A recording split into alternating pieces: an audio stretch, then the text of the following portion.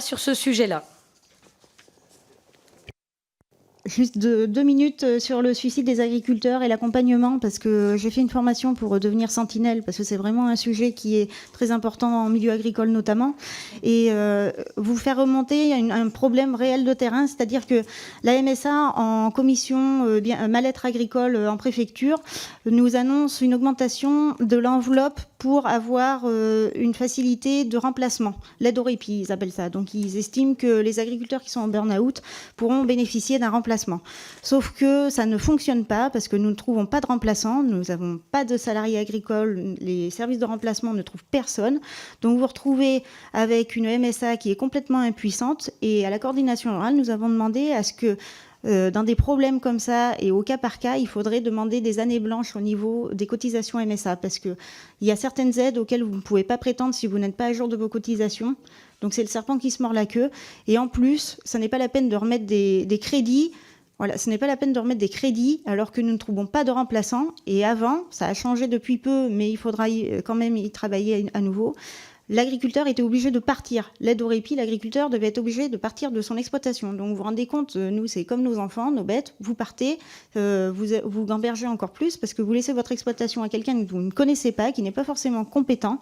Et moi, si je dois trouver un remplaçant en veau de lait sous la mer, il me faut une personne le matin, une personne le soir et une personne le week-end. Donc vous imaginez un petit peu la main-d'œuvre qu'on a du mal à trouver.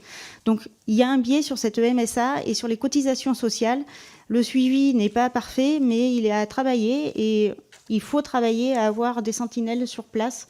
Alors, c'est pas évident, faut y travailler aussi, mais il y a beaucoup de travail. Mais la MSA doit faire un effort côté cotisation, main-d'œuvre, ça marche pas. Alors, la conclusion, mais je rajouterai 2 points avant ma conclusion.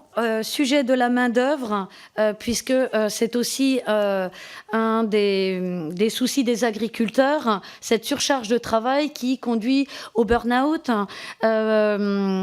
et qui touche beaucoup d'agriculteurs avec différentes causes, pas seulement financières. Il peut s'agir des dégâts des sangliers, il peut s'agir de différents points.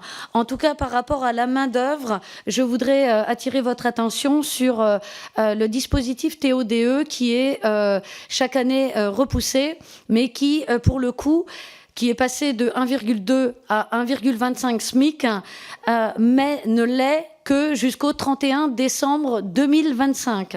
Or, pour la coordination rurale, il faut maintenir ce dispositif, au-delà, le porter à 2 SMIC, y inclure les CUMA, y inclure les services de remplacement, y inclure les CUMA et les entreprises de travaux agricoles qui aujourd'hui ont beaucoup de difficultés aussi à se faire payer. Est-ce qu'on a chiffré ce que ça coûte ?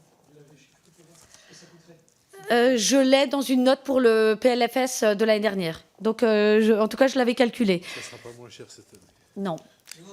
Non, mais je l'avais fait. Et pour l'agrivoltaïsme, puisque la question a été posée, oui, la coordination rurale est favorable, puisque ça rentre dans la programmation pluriannuelle énergétique, avec un objectif justement de multiplier par 2 l'énergie solaire.